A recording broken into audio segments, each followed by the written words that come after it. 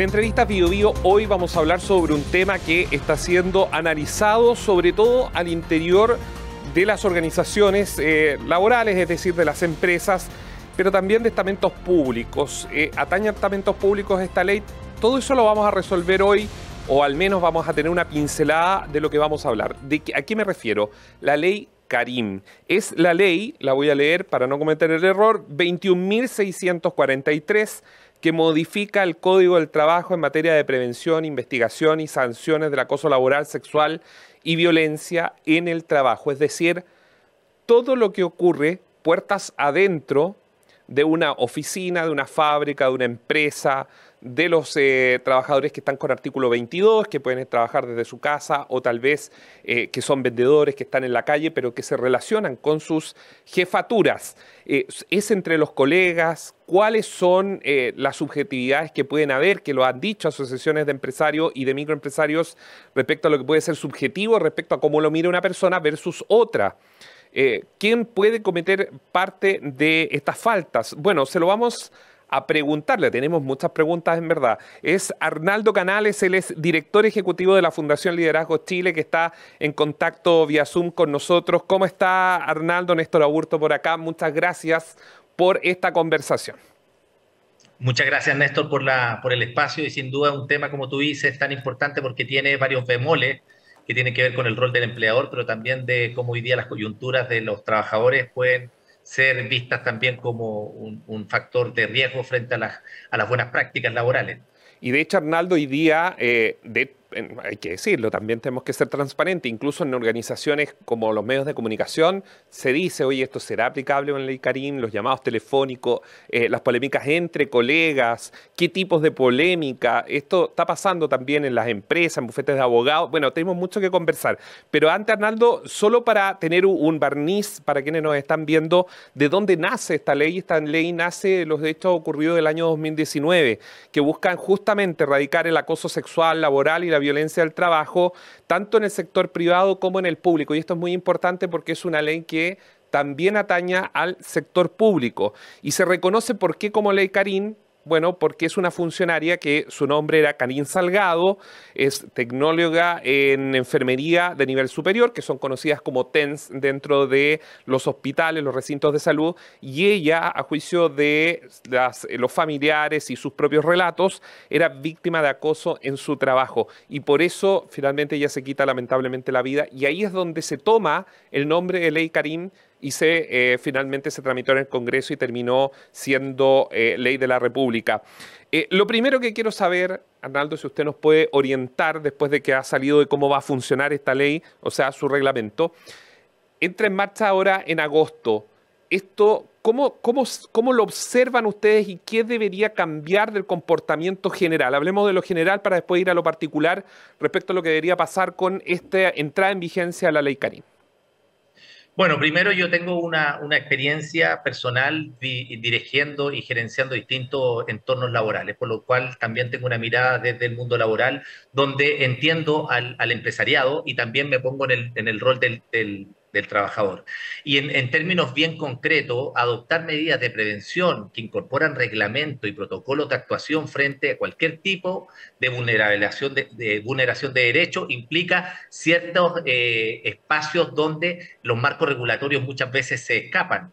Por lo tanto, desde mi perspectiva, que hay un trabajo relevante que tiene que ver con la formación y la formación principalmente en el desarrollo de conciencia emocional y en las prácticas donde las conductas, el comportamiento, el temperamento, no solamente de los líderes y tomadores de decisiones, sino de los mismos colaboradores, hablamos desde la perspectiva de género hasta la eliminación de lo que hoy día se habla de conductas reiteradas de acoso laboral, tiene incidencia en la formación. Fíjate que gran parte de los problemas que tenemos hoy día como sociedad, y no hablo solamente del ámbito laboral, que es lo que nos conlleva en esta conversación, los protocolos de actuación, los reglamentos internos, por ejemplo, de convivencia escolar, nacen desde la misma génesis. Hay temas de desregulación emocional, hay temas de malas prácticas laborales, de utilizar el sarcasmo, el herir a la persona de rasgo psicopático, de cómo la conducta, el temperamento de un líder puede impactar a un colaborador. Entonces, desde ese espíritu, y tomando un poco desde dónde nace la ley Karim, del menoscabo que hubo una trabajadora, es donde se generan hoy día una serie de dimensiones que sin duda tienen muchas letras chicas, que como tú bien dices, hay que empezar a escarbar, y yo lo resumo en lo siguiente: formación, prevención, promoción y un trabajo permanente, sistemático en las organizaciones para poder evitar o al menos aplacar todo lo que se viene para adelante. Porque aquí, obviamente, tú mismo dices, Néstor, que pueden haber muchas situaciones que pueden escapar de esto y donde también puede haber abusos, que también es una legítima punto de vista de las personas que son empresarios o emprendedores con sus trabajadores. Claro, no es una mala ley, sino que como todas las leyes, es su implementación, porque, a ver, ¿qué es lo que se busca finalmente? Y tú me corriges, Arnaldo, respecto a lo que voy a decir, pero lo que se busca acá es un cambio cultural puertas adentro, dentro, digamos, de la industria, del mundo laboral. Es decir, poner a raya ciertas situaciones que probablemente formaban parte de una cultura en el pasado, pero que esto se busca dejar atrás. Finalmente, esa es la base de una ley como la 21.643. Entonces, vamos por parte. Esto es muy importante señalar que va a funcionar no solo para el mundo privado, sino también para la función pública, que no está dentro del Código Laboral, ¿verdad? O sea, es para los dos lo mismo. Así es. Ya, ¿y qué sanciones puede arriesgar, según el conocimiento que tienes tú, respecto a quien pueda ser condenado sobre la ley Karim? A ver, todo esto como es un tema que todavía no hay jurisprudencia, pero ya hay casos que se han dado en anteriores situaciones antes que salga esta ley. Primero, entender que las medidas que hay que adoptar en la prevención de estos reglamentos, de los protocolos y las normas que las empresas tienen que empezar a incorporar en la prevención del acoso laboral, sexual o violencia del trabajo ya está tipificado en las leyes laborales. Por lo tanto, lo que hacemos acá es de alguna manera transparentar que estas malas prácticas y de maltrato se vayan modificando, como tú bien dices, Néstor, en modificación de los constructos sociales que tienen las prácticas habituales del mundo laboral. Por ejemplo, si hablamos de eliminación de la reiteración, estamos entrando en un tema que es muy potente, que tiene que ver simplemente con el hecho que es suficiente una sola instancia donde yo sienta que hay maltrato laboral para poder denunciar a mi empleador principalmente por una conducta de acoso laboral, por ejemplo. Y aquí las sanciones vienen desde la multa, obviamente, al autodespido y entre otras legislaciones que están obviamente hoy día vinculados a lo que determina la inspección del trabajo y las leyes laborales. Y en el caso de la función, por ejemplo, la responsabilidad, a mi compañero de al lado se puede aplicar, digámoslo así, la ley Karim a mi compañero que tiene el mismo puesto que yo, que somos par, digamos, o siempre tiene que ser en línea vertical, no horizontal, digamos, la acusación. ¿Cómo se resuelve eso según lo que quedó finalmente estipulado?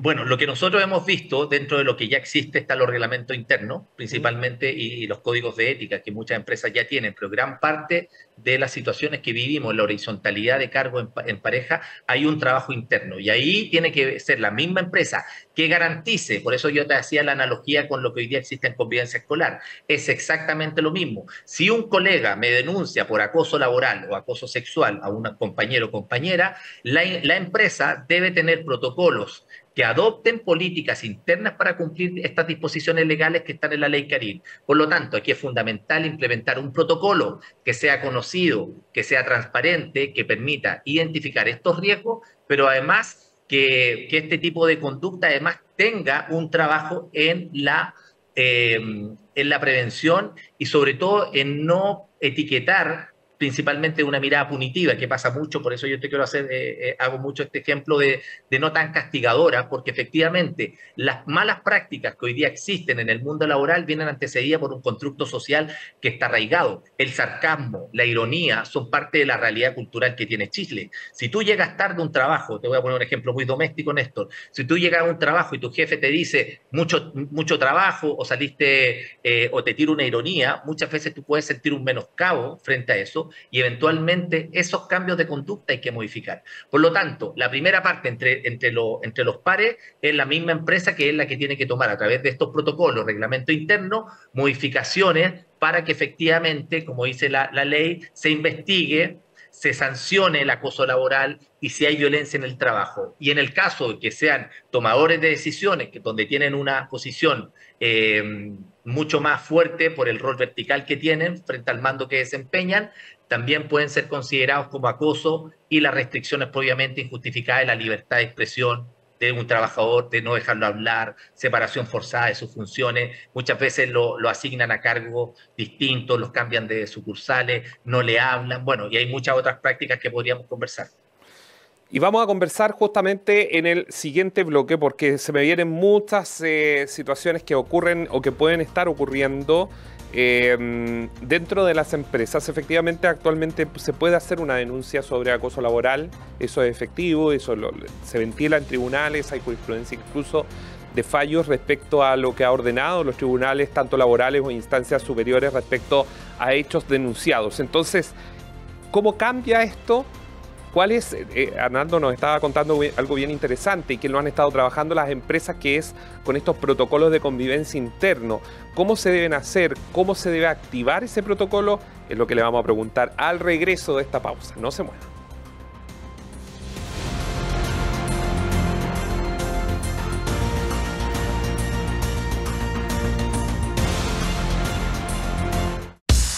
BioBio TV, canal 26.1 de la televisión abierta en la región metropolitana.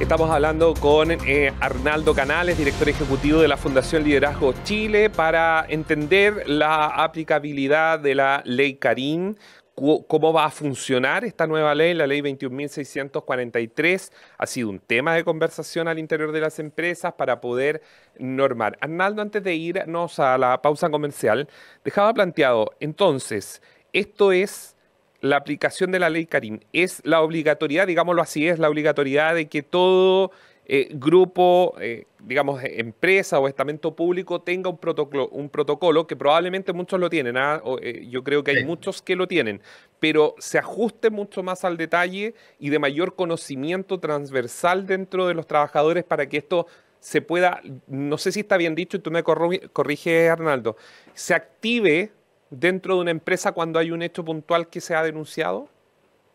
Así es. Bueno, la ley contempla, hay unos plazos que están definidos para poder generar investigaciones. Principalmente están dados por 30 días, donde ambas partes, pensemos en acoso sexual, ¿Ya? la institución, en este caso Recursos Humanos, la gerencia de personas, toma el caso, se entrevista y hace un trabajo también que es muy importante de que el empleador tiene que ser un garante principalmente de que esta situación se mantenga en reserva, pero aplicando todos los derechos, principalmente de resguardo a ambas partes, porque muchas veces, y esto se ha dado en ámbito universitario y en términos de otra jurisprudencia, en términos de acoso, que a veces las denuncias finalmente son infundadas por celos, por temas laborales, por temas de desarrollo de carrera, lo que sea. Por lo tanto, los plazos definidos durante una investigación son 30 días, donde debe pronunciarse la organización, y en ausencia o respuesta dentro de este periodo, las conclusiones finalmente que se definan de estos informes, el empleado tiene que ser consideradas dentro finalmente de la toma de decisiones que hace la organización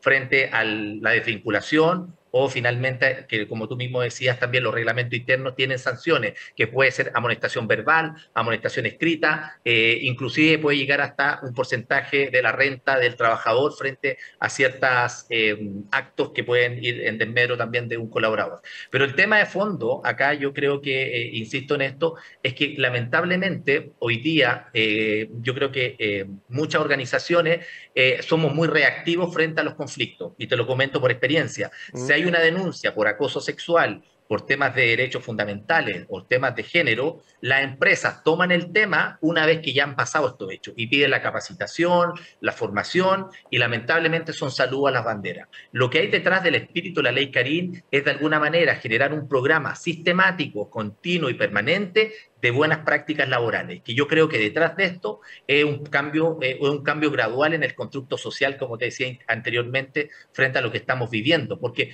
te voy a poner un ejemplo concreto. Si yo voy a dejar, por ejemplo, restringir a un colaborador las posibilidades de poder hablar, usted se calla, usted no puede decir nada. Me está atentando mi derecho, que es uno de los puntos que sale, ¿cierto? O separar a un trabajador de sus compañeros cambiándolo de lugar simplemente porque le cae mal el jefe. Prohibir a un compañero que le hablen a una determinada persona. Todas estas cosas que son muy finas y que lo vemos en la práctica, en lo cotidiano, o utilizar el sarcasmo, que lo vemos frecuentemente. Es decir, si una persona no está trabajando y está sentado, por ejemplo, un pioneta que trabaja en una bodega y se sienta un minuto después de haber trabajado 2 horas descargando un camión, y pasa el jefe y le dice mucha pega, Juanito, lo que está haciendo es una ironía y le está diciendo que es un mal trabajador que no está haciendo nada. Esa persona, tanto el líder, que tiene que regular y empezar a tener un cambio en la forma en que él se dirige a sus colaboradores, es un cambio de constructo, porque está muy arraigado esto hoy día en la forma en que nos vinculamos con colaboradores, los mismos piropos, los comentarios que a veces son totalmente desatinados frente al público, las faltas de respeto o simplemente el recriminar en público alguna situación que obviamente esté afectando al trabajador. Te voy a poner un ejemplo en las empresas de seguro, los rankings que mandan internamente, el mejor y el peor. Eso también hoy día está regulado y hay protocolos de actuación frente a estas situaciones que en los reglamentos internos existen. El tema es, Arnaldo, también voy a ponerme en el otro escenario. ¿Cómo lo puede hacer una empresa para llamarle la atención, por ejemplo, a un funcionario que no está en su plenitud de desarrollo respecto a lo que pretende? Una empresa tiene el derecho también, un microempresario, un empresario, quien sea, sí, tiene el derecho, porque quiere mayor productividad, es su empresa, paga los impuestos, etcétera, etcétera. Entonces, ¿cuál debería ser el mecanismo para no llegar al despido? Porque también, y es bueno que esto que lo pongamos sobre la mesa, en lo que uno ha escuchado en las conversaciones es como que voy a tener que, si el X, esta persona, no está en un desarrollo productivo como es el que yo espero, para lo cual se le contrató, pero si yo le digo algo lo puede tomar como una presión. ¿Me entiendes? ¿Dónde están esos equilibrios para poder llamar, citarlo, ponerlo en una mesa y decirle, mire, ¿sabe qué? Lo que usted está haciendo, no estamos conformes con el trabajo, tiene que hacerlo su jefe de inmediato, no puede ser el gerente saltándose puestos hacia abajo, porque también podría ser visto como un acoso. Alguien por ahí me decía, el dueño de Cencosud, cuando iba a los supermercados, llamaba la atención si es que los cajeras no le sonreían a los clientes. Pero claro, es el presidente del directorio de la compañía, una compañía multimillonaria, gigante, frente a un trabajador que está en una caja. Es como, podría verse como una voz, y esto es público, por eso lo comento y lo pongo como un buen ejemplo. Eso podría verse como un acoso, que la persona más alta en la pirámide, propietario de la compañía, le venga a llamar la atención a una cajera. Entonces, es bueno, digamos, ver esos escenarios. ¿Cómo se hace? Sí, mira, tú dices algo y yo te lo comento. Yo trabajé, no voy a decir el nombre, en el mayor retail de América Latina, que me imagino va a deducir de eso, y yo vi como el gerente general hoy día ninguneaba a la gerenta zonal frente al público, revisando las mesas de una tienda de retail porque estaban mal colorizadas, porque no estaban por talla. Es decir, se naturaliza el maltrato porque es parte de la cultura organizacional de la empresa. Entonces, ¿qué va a hacer una empresa? Y tú obviamente pones este análisis de esta línea muy delgada de cuando hay abuso o no hay abuso. Las prácticas de feedback, lamentablemente en Chile, no hay formación en prácticas de feedback que sean efectivamente, que no involucren el juicio de valor de la persona, que no se vayan al lado personal, que no hagan un desmedro del ser humano. Cuando nosotros aplicamos prácticas de feedback, tenemos que ir principalmente al comportamiento, al impacto que tiene y a la respuesta que está asociada a esta mala práctica laboral. Por ejemplo, si tú, Néstor, llegas atrasado al trabajo y yo no te pregunto qué te pasó, pero conozco que tú siempre eres muy responsable en llegar a la hora a la radio, yo tengo que hacer ciertas excepciones porque conozco un patrón de conducta en el colaborador, Claro. pero yo no puedo faltarte el respeto delante de todos sin siquiera preguntarte, ¿te pasó algo, Néstor? Sí, acabo de chocar, hace 3 cuadras, tomé un taxi, me vine corriendo y acá estoy, llegué 15 minutos tarde. Pero hay muy malas prácticas donde ninguneamos, donde finalmente el líder tiene como esta potestad de mando, como yo te pago, yo puedo hacer lo que quiera contigo. Y eso de alguna manera permite que esta ley empareje las buenas prácticas. Pero fíjate que... Pero es que voy a usar, si me permite, el mismo ejemplo. Pero si Dale, dale. yo llego tarde sistemáticamente, llego tarde todos los días, ya, choqué un día, pero llego tarde mañana, o voy a llegar tarde mañana, llegué tarde ayer, la semana anterior, 2, 3 días que estuve llegando tarde. ¿Cómo se aborda esto? Porque finalmente es una falta igual laboral. Sí. ¿Se, Sí, se Néstor, aborda eso ya está, directamente?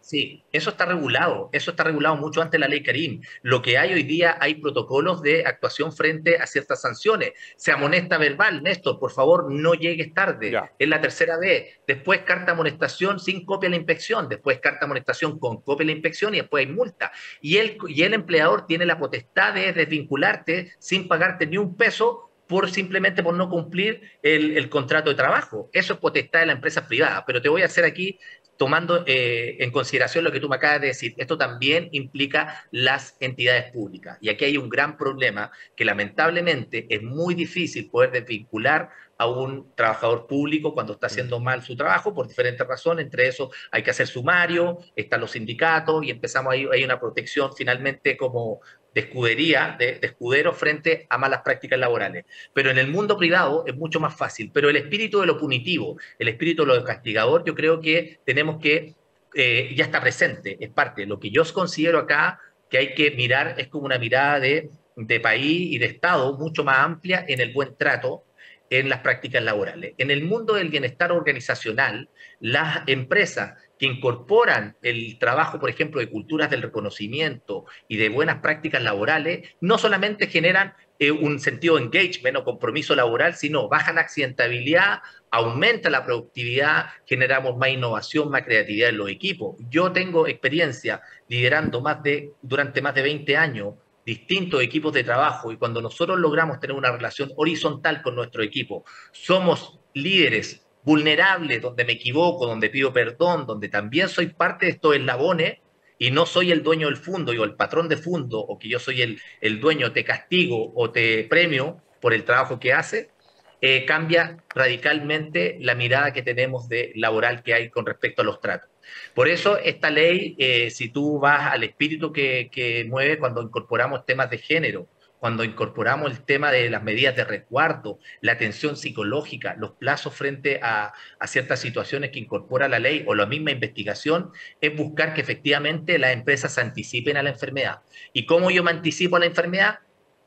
Hay que trabajar en la planificación y programa de formación continua. Hay empresas que tienen formación continua con sus colaboradores, pero hay empresas que nunca lo han capacitado.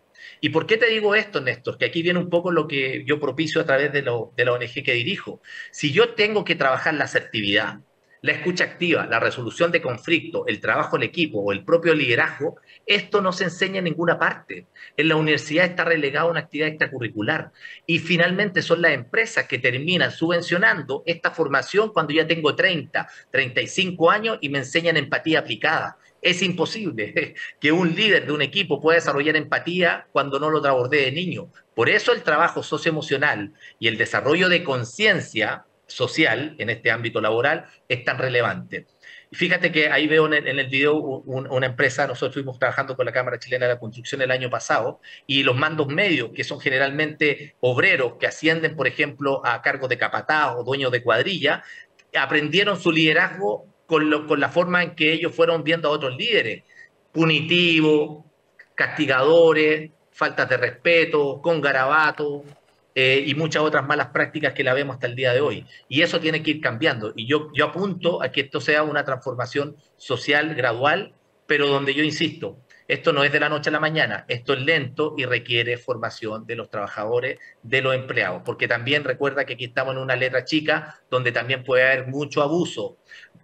Muchas personas, y te voy a poner el ejemplo de las licencias médicas, tiran licencias médicas, hay un desmedro económico para la empresa, porque efectivamente alguien tiene que subvencionar ese trabajador. Si están en el Compin, que no tiene dinero, hoy día, yo te lo digo por experiencia, en el retail, en enero y febrero se generaban la mayor cantidad de licencias médicas de vendedores. ¿Y por qué pasaba? Porque diciembre era la época que más ventas tenían, por lo tanto, comisionaban más y podían provisionar mayor nivel de ingresos y además pedían licencias médicas. Entonces, eso es una mala práctica y que uno la observaba y tenía que también regularla, sancionarla y de alguna manera evidenciarla como práctica. Por eso este tema es tan delgado, me pongo en ambos lados. Sí, es interesante lo que tú planteas respecto al tema del desarrollo en las etapas probablemente iniciales, ya sea en enseñanza media, en la misma universidad, de lo que debe ocurrir cuando se están preparando, sobre todo a los profesionales que van a tomar liderazgo dentro de estructuras hacia el futuro. Arnaldo, muchas gracias por este contacto, se nos pasó volando la hora, me quedé con un montón de preguntas, así que probablemente ya cuando esté en vigencia, entre en vigor la ley Karim, vamos a estar igual conversando sobre más detalles de los que puedan surgir. Muchas gracias. Muchas gracias a ti por el espacio. Bueno, cualquier cosa estamos disponibles. Nosotros como ONG estamos siempre capacitando y formando empresas en este ámbito. Muchas gracias. Que estés bien. Que estés bien. Chao, chao. Chao. Arnaldo Canales, director ejecutivo de la Fundación Liderazgo Chile, que nos explicaba de lo que va a pasar en el mes de agosto con la entrada en vigencia de la ley Karim.